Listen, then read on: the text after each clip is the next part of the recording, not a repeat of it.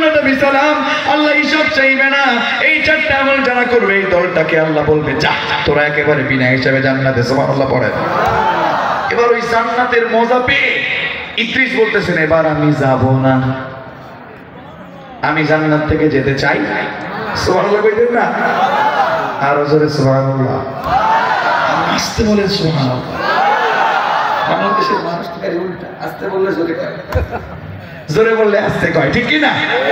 এটাও কয় ঠিক। কোথায় যাব?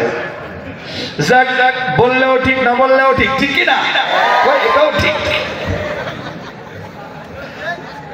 যাও আমার বন্ধুগণ, ইদ্রিস নবী বলতেছেন ওয়া মালাকাল মাউত, না আমি যাব না। এখন আল্লাহর নবী তো জোর করে টেনে তো আর বের করতে পারে? আল্লাহর কাছে চলে গেছে, আল্লাহ আমার সাথে তিনটা শর্তের কথা বলছিল, আমি তিনটাই মানছি, দরজায় খাড়াইছে, এবার বেরোতে চাই, আমি এখন কি করব?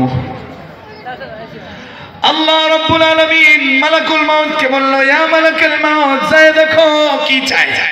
আমার নবী ইদ্রিস কি চাই? যাও যাও। কিসের জন্য বের হবে না? কষ্ট হচ্ছে নাকি? কষ্ট হচ্ছে?